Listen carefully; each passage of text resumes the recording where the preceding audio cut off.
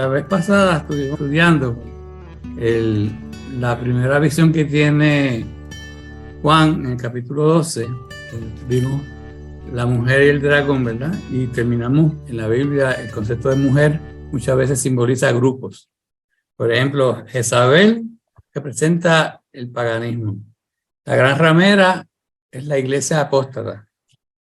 La esposa del cordero es la iglesia. La mujer vestida de sol, que es esta, es Israel. Y la mujer adúltera también es Israel, ¿verdad? O sea, que se usa la imagen de la mujer para simbolizar el concepto o grupos, ¿verdad? Como en este caso. Y entonces vimos también el dragón, que era rojo, que se establece como Satanás, que tenía sabiduría, poder, y era el símbolo de las diademas o la corona, ¿verdad? Del trono, de realeza, ¿verdad? Y la cola, que es donde arrastró la tercera parte de las estrellas del cielo, que son los ángeles caídos. Entonces vamos a seguir con este concepto, ¿verdad? De lo que quiere Satanás es usurpar el trono de Jesucristo. Por eso las 7 diademas, ¿verdad? Lo primero que tiene que hacer Satanás para poder lograr usurpar el trono de Jesucristo es aniquilar el pueblo de Dios, porque de ahí va a salir, ya vimos, el Jesús, ¿verdad? El Mesías, y evitar que Jesús, nuestro Redentor, reine. Vamos a ver algunos ejemplos de ataques o intentos de aniquilar el pueblo de Dios, a Israel. En algunos casos vamos a ver que son aniquilar el pueblo de Dios y otro es, pues vemos que hay muchos lugares donde hay y tiempos de persecución hacia el pueblo de Israel. Estos solamente son algunos ejemplos. Este es el 3 del 8 al 9, si lo puedes leer, vamos a ver ahí uno de los ataques o uno de los intentos de aniquilar el pueblo de Israel. Esther 3 del 8 al 9. Y dijo Amán el rey Asuero: hay un pueblo esparcido y distribuido entre los pueblos en todas las provincias de tu reino, y sus leyes son diferentes de las de todo pueblo, y no guardan las leyes del rey, y al rey nada le beneficia el dejarlos vivir. Si place al rey, decrete que sean destruidos, y yo pesaré 10,000 talentos de plata a los que manejan la hacienda, para que sean traídos a los tesoros del rey. Que vemos a Amán con la intención de aniquilar todo el pueblo judío, ¿verdad? Engañó de cierta manera al rey para que firmara un decreto para que se aniquilaran a todos los judíos, pero siempre Dios provee una liberación, ¿verdad? Dios los libera utilizando en este caso a dos personajes, a Mardoqueo y Esther, que era la reina. Entonces interceden y descubren la maldad de Amán y entonces pueden lograr pues, que no se destruya, se aniquile el pueblo de Israel. Entonces en Éxodo 1, 10 al 22 tenemos otro caso. Ahora pues, seamos sabios para con él, para que no se multiplique y acontezca que viniendo guerra, él también se una a nuestros enemigos y pelee contra nosotros y se vaya de la tierra. Entonces pusieron sobre ellos comisarios de tributos que los molestasen con sus cargas, y edificaron para Faraón las ciudades de almacenaje, Pitón y Rameses. Pero cuanto más los oprimían, tanto más se multiplicaban y crecían, de manera que los egipcios temían a los hijos de Israel. Y los egipcios hicieron servir a los hijos de Israel con dureza, y amargaron su vida con dura servidumbre, en hacer barro y ladrillo, y en toda labor del campo, y en todo su servicio, al cual los obligaban con rigor. Y habló el rey de Egipto a las parteras de las hebreas, una de las cuales se llamaba Cifra, y la otra Fua, y les dijo: cuando asistáis a las hebreas en sus partos y veáis el sexo, si es hijo, matadlo, y si es hija, entonces viva. Pero las parteras temieron a Dios y no hicieron como les mandó el rey de Egipto, sino que preservaron la vida de los niños. Y el rey de Egipto hizo llamar a las parteras y les dijo: ¿por qué habéis hecho esto, que habéis preservado la vida de los niños? Y las parteras respondieron a Faraón: porque las mujeres hebreas no son como las egipcias, pues son robustas y dan a luz antes que la partera venga a ellas. Y Dios hizo bien a las parteras, y el pueblo se multiplicó y se fortaleció en gran manera, y por haber las parteras temido a Dios, él prosperó sus familias. Entonces Faraón mandó a todo su pueblo diciendo: echad al río a todo hijo que nazca y a toda hija preservad la vida. Fíjense que aquí vemos que está el Wow. pueblo de Israel en esclavitud, ¿verdad? En Egipto. Ujú. Y siempre Dios provee y prospera, ¿verdad? En este caso estaba prosperando en el sentido de que se estaban multiplicando, ¿verdad? Que al multiplicarse están cogiendo poder. Entonces es que el faraón tiene miedo que se subleven, ¿verdad? Y descontrole el reino de él. Pero entonces también hay una salida. Dios proveyó para que Moisés estuviera a salvo de Bebela, y lo crió, sabemos que la hija del faraón, y se convierte en el liberador, ¿verdad? Que libera al pueblo de Israel de esa esclavitud en Egipto. Que siempre, aunque ha habido el deseo de destruir al pueblo de Israel, siempre ha habido una salvación para ese pueblo. Entonces, viniendo un poquito más acá, ¿verdad? Sabemos que hay muchos otros casos en la Biblia. Quizás no estamos muy conscientes todos de que los reyes católicos de España particularmente, fue uno de los países que más persiguió a los judíos, ¿verdad? Trae tres resúmenes de esa situación, ¿verdad? 1492 se firmó un decreto que decía que el pueblo judío tenía hasta finales del mes de julio del 1492 para abandonar todos los territorios de la corona de Castilla y Aragón. O sea que ahí el rey católico decidieron sacarlos a todos el pueblo de España. Y entonces ahí vemos ese odio, ¿verdad?, hacia el pueblo de Israel, judío. En 1392 ya había habido una intención también de hacerle daño al pueblo judío. Y dice, a resumir, que dice que miles de judíos tuvieron que elegir entre la conversión o la muerte. Estaban persiguiendo, se convertían al catolicismo o los liquidaban. Las conversiones suscitaron durante el siglo XV un gran recelo por el ascenso social de los nuevos cristianos. Muchos de ellos fueron acusados de judaizar en secreto, y de ahí surge la instauración de la Inquisición. Aún así, los reyes católicos estimaban que la presencia judía era una mala influencia para los conversos, por eso decretaron la expulsión.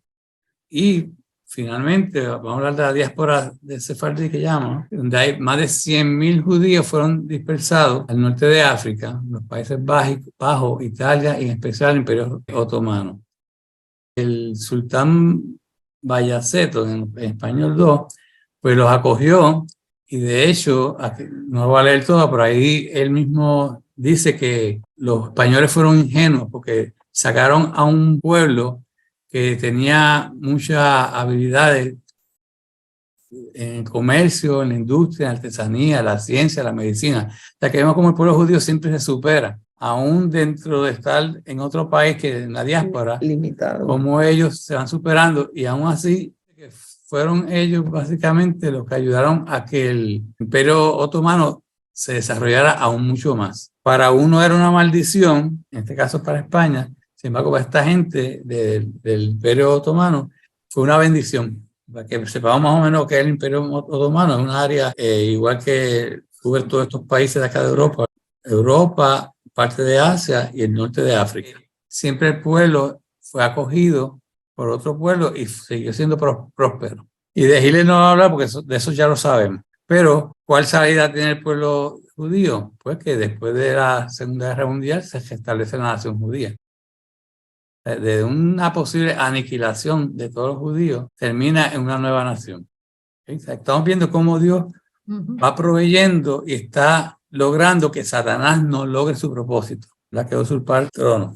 Otra cosa que vamos a ver, para lograr el usurpar el trono, tiene que atacar entonces al mismo Jesús, porque es el que va a coger el trono. Mateo 2, 16 al 18. Herodes entonces se vio burlado por los magos. Se enojó mucho y mandó a matar a todos los niños menores de 2 años que había en Belén y en todos sus alrededores, conforme al tiempo que había inquirido de los magos. Entonces se cumplió lo que fue dicho por el profeta Jeremías cuando dijo: voz fue oída en Ramá, grande lamentación, lloro y gemido. Raquel que llora a sus hijos y no quiso ser consolada porque perecieron. Bien, que se repite la historia, ¿verdad? Aquí en este caso de Herodes manda a matar a los niños menores de 2 años, pensando que en ese proceso que iba a matar a Jesucristo. Es Herodes, pero realmente Herodes es un instrumento de Satanás. ¿Okay? Siempre tengo que ver que detrás de todos estos personajes, Satanás es que está tratando de lograr su propósito. ¿Y cómo se libera Jesús en ese momento? Es un ángel del Señor que le dice a José y a María que hagan ¿qué cosa? Que huyan o salgan hacia Egipto, ¿verdad? Así que Dios proveyó para que esa intención de Herodes no se cumpliera. En Lucas 4, 1 al 2. Jesús, lleno del Espíritu Santo, volvió del Jordán y fue llevado por el Espíritu al desierto por 40 días y era tentado por el diablo. Y no comió nada en aquellos días pasados, los cuales tuvo hambre. Okay. Fíjate que aquí el Satanás mismo entonces trata de atacar a Jesús y hacerlo caer para poder lograr su propósito. Satanás trató, pero en este caso Jesús mismo supo librarse de esa tentación que estaba dándole Satanás. Por último, los líderes judíos con el apoyo de Roma crucifican a Jesús. Lucas 23, 24 dice: Entonces Pilato sentenció que se hiciese lo que ellos pedían. O sea que hubo una sentencia, ¿verdad?, a petición de los líderes judíos. Y entonces en el 33 dice... En el 33 dice: y cuando llegaron al lugar llamado de la Calavera, le crucificaron allí y a los malhechores, uno a la derecha y otro a la izquierda. El 44, 47. Cuando era como la hora sexta, hubo tinieblas sobre toda la tierra hasta la hora novena. Y el sol se oscureció y el velo del templo se rasgó por la mitad. Entonces Jesús, clamando a gran voz, dijo: Padre, en tus manos encomiendo mi espíritu. Y habiendo dicho esto, expiró. Cuando el centurión vio lo que había acontecido, dio gloria a Dios, diciendo: verdaderamente este hombre era justo. Fíjense que ahí Satanás, tratando de salir de Jesús, cometió el peor error de su vida. Porque eso es lo que Jesús quería, que lo crucificaran. Porque él sabía, Jesús, que iba a resucitar. Y mediante ese acto iba a lograr la salvación de la humanidad. Se iba a convertir en rey de reyes. O sea que el intento de Satanás, pues, fue insufructo, ¿verdad? Búscanse en Lucas 24, 1 al 7. El primer día de la semana, muy de mañana, vinieron al sepulcro trayendo las especias aromáticas que habían preparado y algunas otras mujeres con ellas. Y hallaron removida la piedra del sepulcro y entrando no hallaron el cuerpo del Señor Jesús. Aconteció que estando ellas perplejas por esto, he aquí se pararon junto a ellas dos varones con vestiduras resplandecientes. Y como tuvieron temor y bajaron el rostro a tierra, les dijeron: ¿por qué buscáis entre los muertos al que vive? No está aquí, sino que ha resucitado. Acordaos de lo que os habló cuando aún estaba en Galilea, diciendo: es necesario que el Hijo del Hombre sea entregado en manos de hombres pecadores y que sea crucificado y resucite al tercer día. Fíjense que aquí vemos que en ese momento de que Jesús vence la tumba, resucita, ya ahí está ocupando su trono. Y allá ahí podemos decir que ya fue derrotado Satanás. Vamos ahora a pasar al Apocalipsis otra vez. Apocalipsis 2, 6 y 13 al 16. Dice: protección de Dios a Israel durante la tribulación. Y la mujer huyó al desierto, donde Dios había preparado un lugar para que le cuidaran durante 1260 días. Persiguió a la mujer que había dado a luz al hijo varón, pero a ella se le dieron dos alas, como las de un gran águila, para que pudiera volar al lugar que se había preparado para ella en el desierto. Allí sería cuidada y protegida lejos del dragón durante un tiempo, tiempos y la mitad de un tiempo. Luego el dragón trató de ahogar a la mujer con un torrente de agua que salía de su boca. Pero entonces la tierra ayudó a la mujer y abrió la boca y tragó el río que brotaba de la boca del dragón. Fíjense en el primer versículo, en el 6, ¿verdad? Dice que la mujer huyó al desierto. ¿Y quién es la mujer, dijimos? Israel. Fíjate que vamos a ver cómo Dios está ahora protegiendo al pueblo de Israel durante la gran tribulación.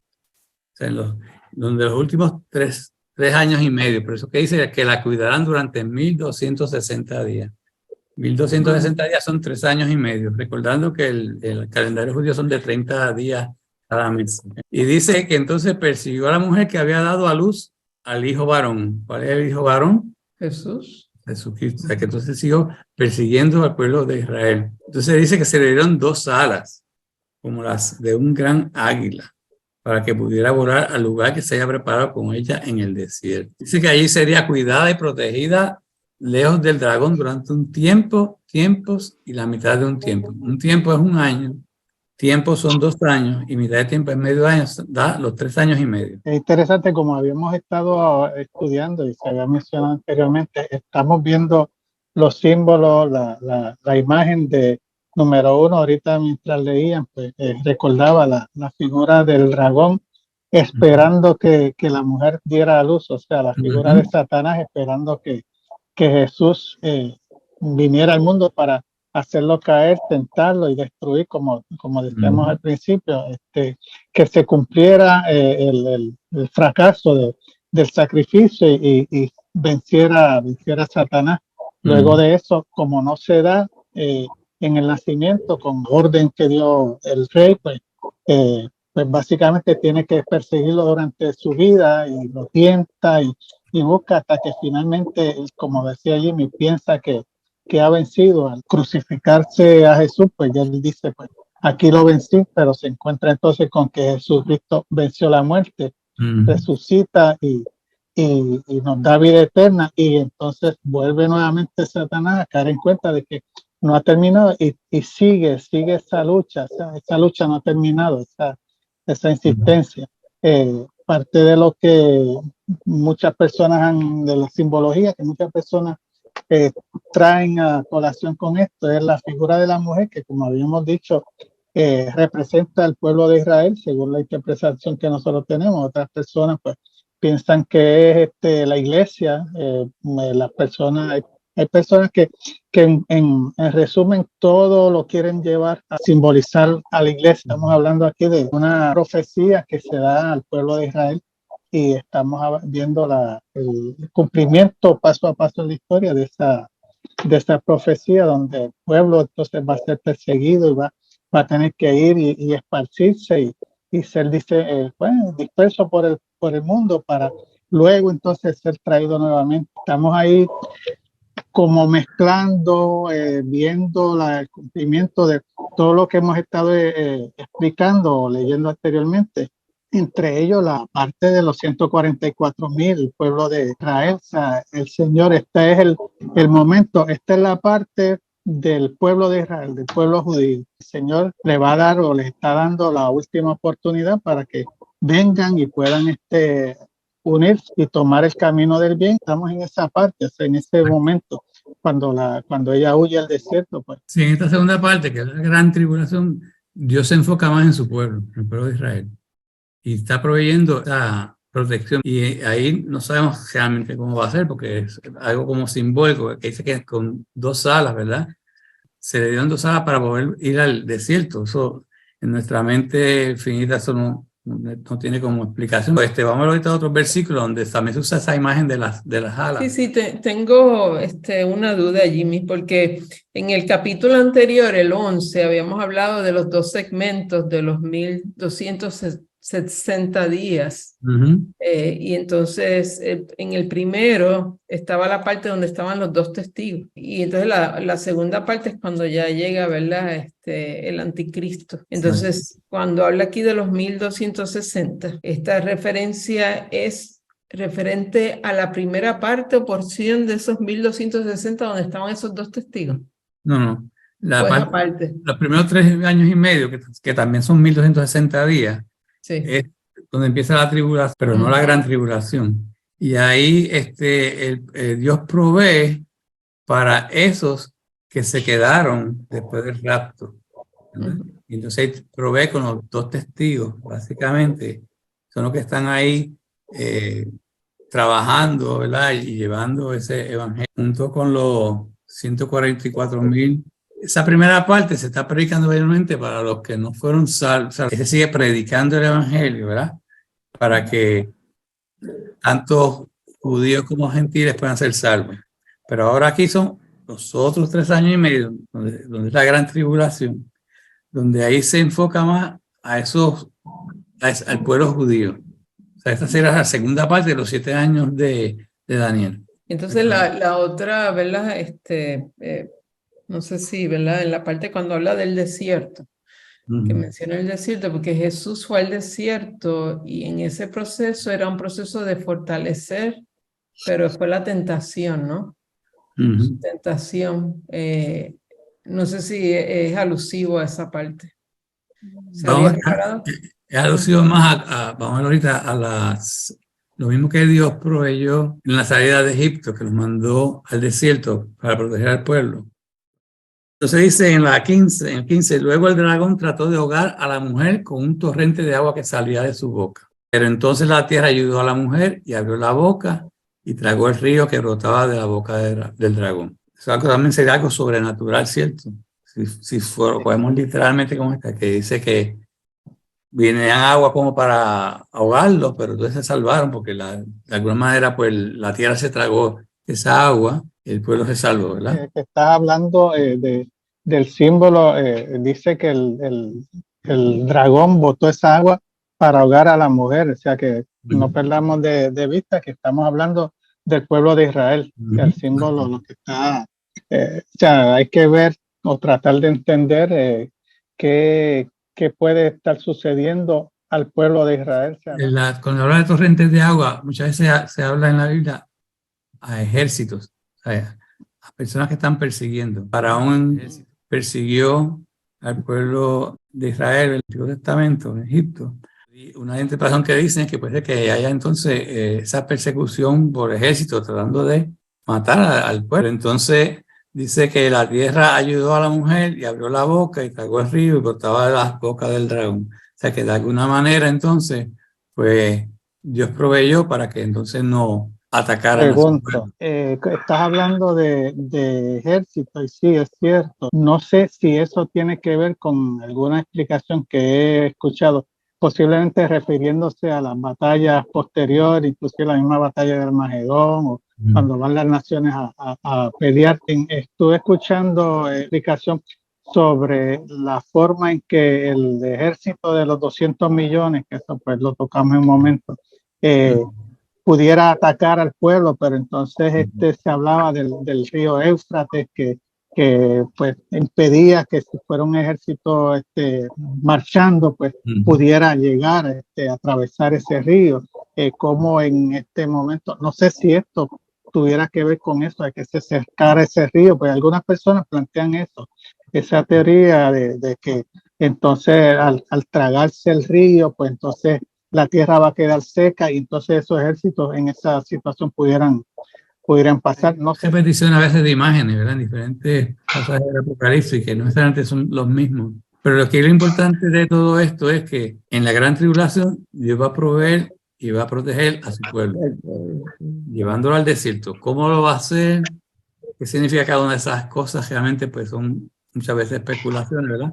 Pero el hecho es ese, que Dios va a proveer protección para su pueblo. Y vamos a ver alguna relación entre esto que está pasando en la gran tribulación y otros escenarios, ¿verdad? En el Antiguo Testamento. Oseas 2:14. O sea, es que estaba siguiendo la línea de pensamiento de Rupi cuando tú explicaste, o sea, esto es como referente a la visión que tuvo Daniel de los 7 años, y entonces cuando vinieron los testigos, que ellos estuvieron predicando los 1260 días, y después de eso es que vienen estos otros 1260 días entonces. Exacto.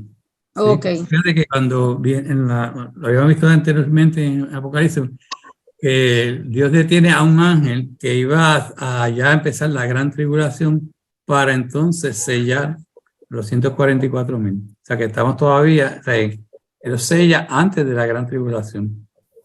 ¿Sí? O sea que, como tú dices, son dos partes, como decía Daniel. Primero es lo que ya llamaríamos la tribulación, que es desde que sale el anticristo. Y entonces la gran tribulación, cuando el anticristo se revela, entonces en contra del pueblo de Israel, y entonces ahí tenemos una dictadura mundial, ¿verdad? donde entonces Ahí que serían no dure esos 1260 días restantes, o sea, después que han venido los dos testigos. exacto. Que ahí Segunda viene la parte. revelación. Entonces, ahí es que se supone que antes de eso es que haya venido el rapto. Exacto. Hay quienes dicen que llega antes de los primeros 3 años y medio. Hay quien dice que llega antes de los segundos 3 años y medio. Pero de todas maneras, Exacto. en Sí, ambos eso lo he casos, oído, la iglesia no va a pasar por la gran tribulación. que es la segunda. Es la segunda. Ok. Hay otros que creen que es antes, exacto, antes de la primera tribulación. O sea, en el momento que el anticristo aparece, ahí viene el rapto. Hay otros que dicen que cuando el anticristo se revela en contra, es que ahí viene el rapto. Pero de todas maneras, la iglesia no va a pasar, por lo menos no va a pasar por la gran tribulación, eso es seguro. Oseas 2:14 al 15, pues nos presenta una relación con lo primero que vimos ahí. En estos días yo estuve viendo un reportaje acerca del río Éufrates en la actualidad, porque he estado mencionando y me parecía interesante saber qué estaba pasando. Muy interesante tomar en cuenta de que ese río era una de las fronteras del paraíso, que todo lo que está alrededor del río es el paraíso. Impresionante en medio de esos lugares tan desérticos, cómo ese río es capaz de crear vida en sus laderas por estas ciudades que están en conflicto con Israel, que han creado muchas represas, como 3 represas a lo largo de todo ello, y es para controlar la llegada del agua a ciertos lugares, ¿no? Creo que cuando habla lo del dragón, porque esta gente está tratando de controlar, se puede utilizar también como una herramienta en algún momento, ¿no? Porque el día que yo suelto esa represa, el agua se desborda. Que ahorita no ven una excusa fuerte, pero sí están, las represas existen para contener el agua. Entonces, también está el peligro de que si yo cierro el paso del agua, el agua no va a llegar a otros lugares. Ese tipo de conflicto con respecto a el agua, que es un elemento tan necesario en unos lugares donde no llueve con tanta frecuencia, son lugares muy desérticos, donde puede ser un árbol, ¿no? Entonces, Oseas 2:14 y 15. Pero he aquí que yo le atraeré y la llevaré al desierto, hablaré a su corazón, le daré mis viñas desde allí y el valle de Acor por puerta de esperanza, y allí cantará como en los tiempos de su juventud y como en el día de su súbita de la tierra de Egipto. Como Dios provee también para el pueblo, lo vemos en Osea. La mujer es protegida en el desierto, al igual que Israel fue protegido en el desierto por 40 años, ¿verdad? Ese es el concepto. En Éxodo 19:4. Vosotros visteis lo que hice a los egipcios y cómo os tomé sobre alas de águilas y os he traído a mí. El concepto de alas, ¿verdad? Es como un concepto de liberación, como Dios los libera. Y en Éxodo 14:9, 13 y 21 al 27.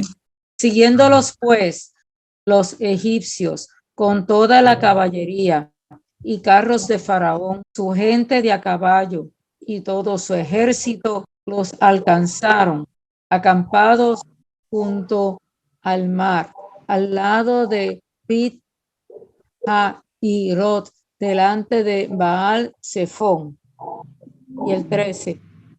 Y Moisés dijo al pueblo: no temáis, estad firmes y ved la salvación que Jehová hará hoy con vosotros, porque los egipcios que hoy habéis visto, nunca más para siempre los veréis. extendió Moisés su mano sobre el mar, e hizo Jehová que el mar se retirase por recio viento oriental toda aquella noche, y volvió el mar en seco y las aguas quedaron divididas. Entonces los hijos de Israel entraron por en medio del mar en seco, teniendo las aguas como muro a su derecha y a su izquierda. Y siguiéndolos los egipcios, entraron tras ellos hasta la mitad del mar, toda la caballería de Faraón, sus carros y su gente de a caballo. Aconteció a la vigilia de la mañana que Jehová miró el campamento de los egipcios desde la columna de fuego y nube y trastornó el campamento de los egipcios. Y quitó las ruedas de sus carros y los trastornó gravemente. Entonces los egipcios dijeron: huyamos de delante de Israel, porque Jehová pelea por ellos contra los egipcios. Y Jehová dijo a Moisés: extiende tu mano sobre el mar para que las aguas vuelvan sobre los egipcios, sobre sus carros y sobre su caballería. Entonces Moisés dio sus manos sobre el mar, y cuando amanecía, el mar se volvió en toda su fuerza. Los egipcios, al oír, se encontraban con el mar, y Jehová derribó a los egipcios en medio del mar. Fíjense que esto es casi exactamente lo que dice el 15 y 16 de Apocalipsis, ¿verdad? En otro contexto, pero el mismo concepto, ¿verdad? Había una persecución al pueblo y Dios proveyó para eliminar ese ejército, en ese caso de Egipto, y liberar a su... Aquí el dragón sería lo que allá sería los egipcios, ¿no? Y al igual que sucedió en Éxodo, no hay por qué dudar que no pase en lo que dice en Apocalipsis. O sea que según Dios usó lo sobrenatural en Éxodo, ¿por qué no podría usarlo en el Apocalipsis? Que podríamos verlo de forma literal como está ahí, o relacionarlo con el concepto de ejército, ¿verdad? Un ejército que está persiguiendo un país, un pueblo, ¿verdad? El pueblo de Israel, y cómo Dios pues logra que pueda entonces liberarse de ese ejército. De la protección similar a la que Dios proveyó al pueblo al salir de Egipto. Hay un paralelismo entre esos tres pasajes del Antiguo Testamento con estos acontecimientos que van a suceder en los últimos días, ¿verdad? Resumiendo, ¿verdad? Lo importante de aquí es que siempre busquemos lo importante. Lo importante es que Dios liberó o va a liberar al pueblo de Israel durante la gran tribulación. Eso es lo importante. Haciendo como habíamos visto antes, ¿verdad? Que el pueblo de Israel es el pueblo escogido de Dios y que Él prometió siempre protegerlo. Amén. Ok, entonces habíamos saltado algo porque entre medio del pasaje hay un conflicto en los cielos. Fíjate, se están dando conflictos en la tierra, pero también hay conflictos en los cielos, que puede ser al mismo tiempo, antes o después. Eso no estamos seguros de ello, pero hubo un conflicto, ¿sabes? Que hay huestes celestiales y huestes satánicas que están en conflicto para que no se logre, o sea, lo que serían los ángeles de Satanás quieren que no se logre en la tierra lo que Dios quiere que se logre, y entonces los ángeles de Dios pues entonces están en esa batalla. Y vamos a leerlo, alguien que lo lea, dice ahí Apocalipsis 12 del 7 al 12.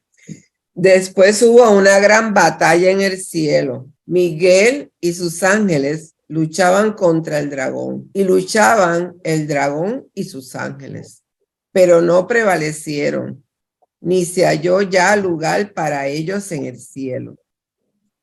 Y fue lanzado fuera el gran dragón, la serpiente antigua que se llama Diablo y Satanás, el cual engaña al mundo entero. Fue arrojado a la tierra, y sus ángeles fueron arrojados con él.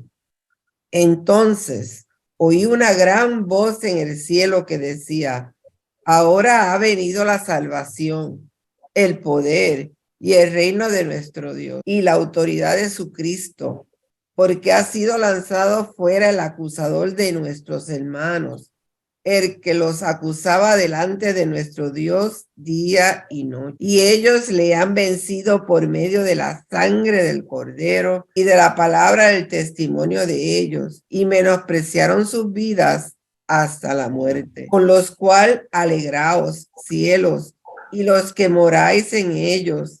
Ay de los moradores de la tierra y del mar, porque el diablo ha descendido a vosotros con gran ira, sabiendo que tiene poco tiempo. Ahí vemos que hay una batalla entre Miguel y sus ángeles contra el dragón y sus ángeles. ¿Cómo son esas batallas? Nosotros no sabemos. Pero hay un conflicto. O sea, no podemos imaginarnos que están usando armas ni nada de eso, ¿verdad? No sabemos, porque esto es algo espiritual. Por esto que hay una batalla entre los ángeles de Dios con Miguel, que sabemos que Miguel siempre está reconocido como el ángel protector del pueblo de Israel, más importante en términos, y el dragón, que sabemos que es el diablo, y sus ángeles. Fíjate, en el capítulo 9 te dice quién es el dragón, te dice que es la serpiente antigua, el diablo, que es descrito como el que acusa, el que difama, y Satanás, que es el adversario, el opositor. Son las tres características del diablo, ¿verdad?, que están representadas por esos nombres: la serpiente antigua, el diablo y Satanás. Pregunta, por cómo está descrito todos los hechos y por la similitud que tiene con cosas que ya han pasado anteriormente, ¿cuál es la base para establecer que esto es un evento futuro o no es la descripción de algo que ya sucedió? Esta batalla tiene que ser dentro del periodo de la tribulación, o la gran tribulación. Lo último que dice es que fueron expulsados del cielo, pero esta expulsión del cielo no es la expulsión primera que hubo de Satanás, es la última, porque fíjate que si vas a Job, aunque ya Satanás había sido expulsado con la tercera parte de los ángeles, todavía Satanás tenía comunicación con Dios, tenía acceso todavía al cielo, se convertía en el acusador. Por eso si vemos en Job 1:7, ¿quién lo puede leer? Y dijo Jehová a Satanás, ¿de dónde vienes? Respondiendo Satanás a Jehová, de rodear la tierra y de andar por ella. Ahí vemos que Dios y Satanás tenían comunicación. Función de Satanás, de acusador o difamador, ¿verdad? Sacarlo del cielo completamente no tiene ese poder que tenía de ir a donde Dios y difamar y acusar al ser humano. Hay una posición con respecto a esto. Si buscamos en Efesios 6:12, dice, porque no tenemos lucha, hablando del presente, contra sangre y carne, sino contra principados, contra potestades, contra los gobernantes de las tinieblas de este siglo, contra huestes espirituales de maldad en las regiones celestes. Entonces, me estuvo interesando, yo estaba escuchando una aplicación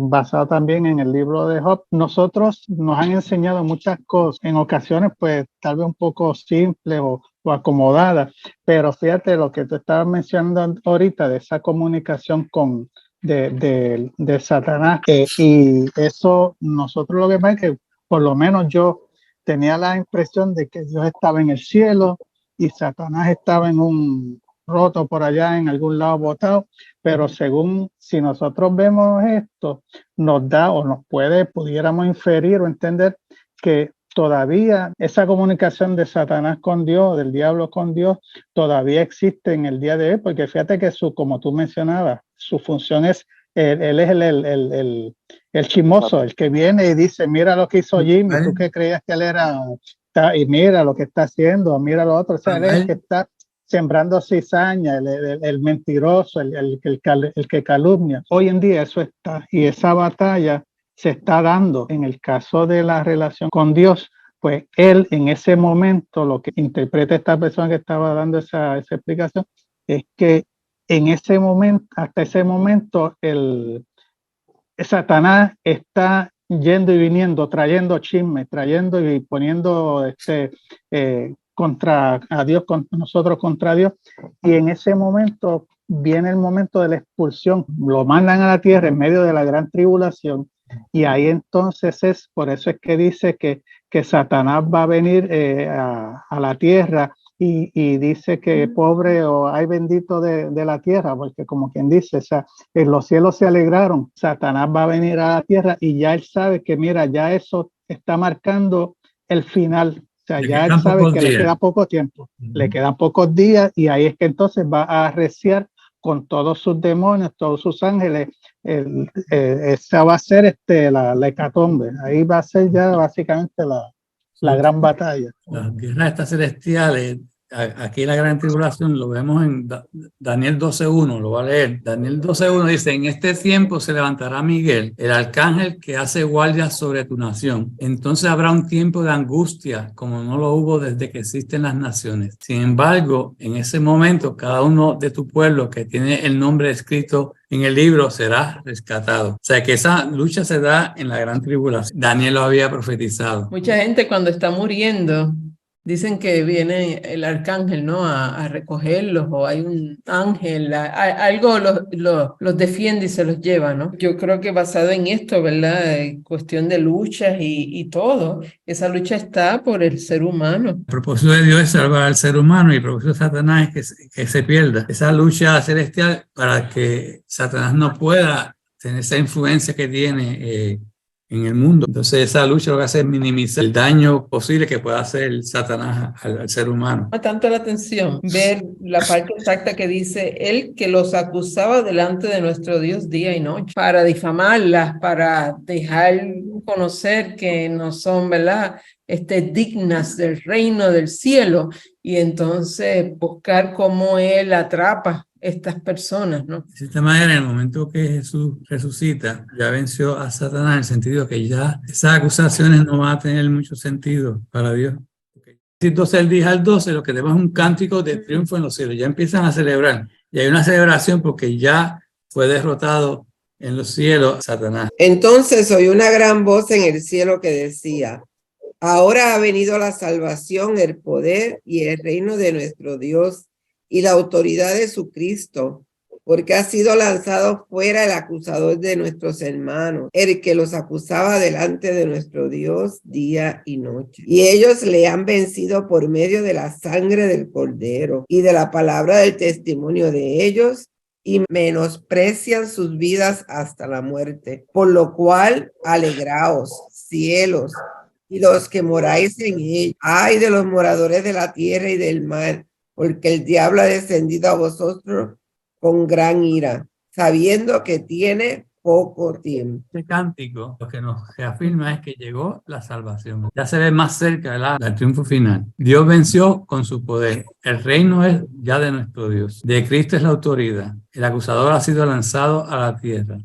Y la victoria está garantizada por la sangre del Cordero. Amén. O sea, que aquí podemos Jesús, lo que ese cántico nos está diciendo, ¿verdad? Que ya nuevamente, por no decir, fue derrotado el acusador, el diablo, ¿verdad? Por lo tanto, ya es momento de celebrar el triunfo que Jesús tiene, ¿verdad? Hay muchos conceptos que muchas veces entre nosotros los mismos cristianos pues tenemos conceptos opuestos, pero no quiere decir que o sea, simplemente visiones distintas. Puede haber diferentes interpretaciones exacto, que no afecte la doctrina de la sana salvación. Esas discrepancias pues no deben hacer daño. Muchas veces pues, no tenemos los conceptos. De momento pues en que encontramos algo que no era como lo que nosotros entendíamos, pero eso no quiere decir que no teníamos la salvación, pues la salvación no es por entender esto al pie de la letra o por saber qué viene primero y qué viene después, sino la salvación. El centro tiene que ser siempre que es el aceptar el sacrificio de Cristo y el perdón de Él. Ese es el fundamento de la fe, eso. O sea, pero que siempre va a haber algunas cosas que tengan posibles interpretaciones diversas, pero después que no vayan en contra de la palabra, ¿verdad? Directamente y de la doctrina, estamos bien. Claro. Después de esto, pues el diálogo, como tú dijiste ahorita, va a estar suelto por ahí, tratando de hacer lo peor posible. Dice, el 12b dice, pero el terror vendrá sobre la tierra. Y el mar es siempre el mar representa a la gente, las multitudes, ¿no? Y el mar, pues el diablo ha descendido a ustedes con gran furia, porque sabe que le queda poco tiempo. Yo tengo una pregunta, es que quiero ver exactamente a quién se refiere. Dice así, entonces el dragón se llenó de ira y se fue a hacer guerra contra el resto de la descendencia de ella, los que guardan los mandamientos de Dios y tienen el testimonio de Jesucristo. Si ahora el Señor está enfocado en su pueblo Israel, ¿cómo se maneja en ese momento el asunto de la conversión de los israelitas? Porque me imagino que esos fariseos, con todo lo que está pasando, con todo lo que de trompetas, sellos y todo lo que se ha venido abriendo, vivimos ya ellos están en un mundo apocalíptico, y me imagino que de alguna u otra forma también el ejercicio que llevan a cabo los 144,000 gente pues ahonda un poco para que se dé esa conversión. Pero ¿cómo sería el estatus de...? Porque el Señor se va a llevar a su pueblo, pero Él tiene que llevarse a la gente ya convencida de que Jesucristo es el Hijo de Dios. Lo que va al desierto es el pueblo de Israel. Ajá. De esta manera, los que todavía no creen nada. Okay. Dios lo está protegiendo, porque al final es que ellos van realmente a convertirse. ¿Quiénes se quedan acá? Pues se quedan su descendencia, que son los judíos que sí son convertidos, están acá. Esos ya tienen salvación. Y se quedan también, entonces dice, y a todos los que obedecen su mandamiento de Dios, o sea, a todos los creyentes, ¿verdad? Y los que se mantienen firmes, o sea, que ahí van a estar gentiles entre comillas, porque la palabra gentil en verdad ya no se debe utilizar, porque gentil es el que está en contra de. Claro. Pero pues, los que aquí se quedan, los que han creído y los judíos que han creído, entonces Satanás, como ya no puede hacerle nada al pueblo judío, porque Dios lo tiene para allá escondido, ¿verdad? Protegido, pues entonces va a atacar a todos los que quedan acá. Sí, una de las cosas que tenemos que mantener en mente es que todo esto que estamos estudiando ahora, por lo menos dentro de lo que la línea de pensamiento que llevamos es que la iglesia, esto no tiene que ver con la iglesia de Jesucristo. La iglesia de Jesucristo ya fue raptada y aquí estamos bregando con los que quedaron, que tienen la experiencia de encontrarse con Jesucristo, con el mensaje, como dijo Jimmy, los 2 testigos, van a trabajar con los 144,000 que son sellados, que a su vez van a trabajar con los otros que sean del pueblo. O sea, este es el trabajo esencialmente para el pueblo judío. Sí, como habíamos mencionado, no podemos descartar de que entonces también los gentiles que hayan quedado, que no hayan sido raptados, pues que también puedan tener esa oportunidad.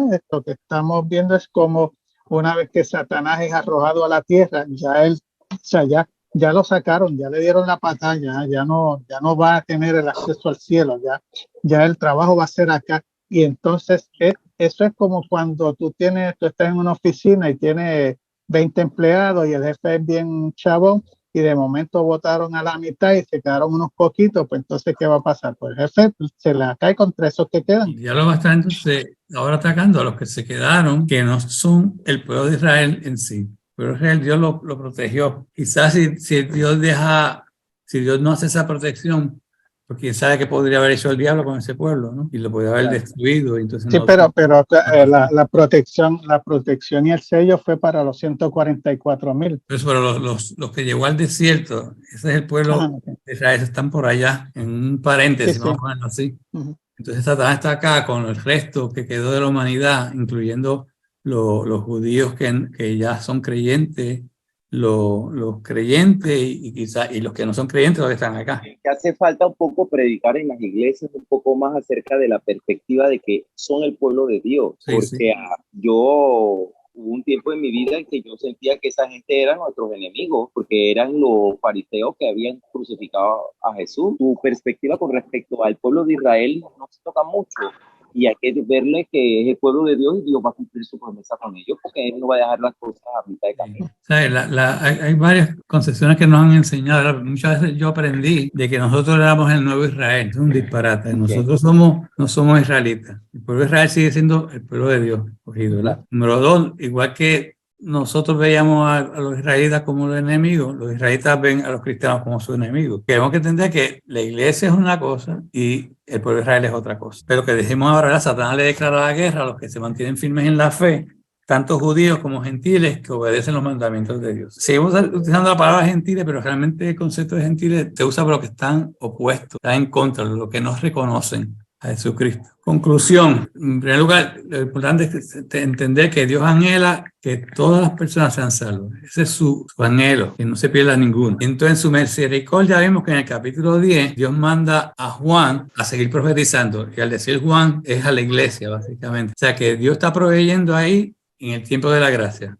En este tiempo, en el tiempo antes del rap. O sea, que Dios se preocupa por estos que están aquí dentro del tiempo de la gracia, para que se salven la mayor parte posible. Cuando la iglesia es raptada, Dios sigue proveyendo, y entonces ahí tiene los 144,000, estamos aquí, sellados, y los 2 testigos para lograr que otras personas también sean salvas. O sea, que Él provee en esos primeros 3 años y medio, a través de los 2 testigos, los 144,000, la salvación del pueblo. Capítulo 12, en el que estamos ahora, pues entonces Dios provee para el pueblo de Israel y lo protege en el desierto. Esa provisión a Israel durante la gran tribulación. Y vamos a ver más tarde que eso le tocará a otra persona, que en el capítulo 14 van a haber 3 ángeles que van a estar llevando mensajes de esperanza a todo el pueblo, toda nación, tribu y lengua. No te verdad que Dios no descansa.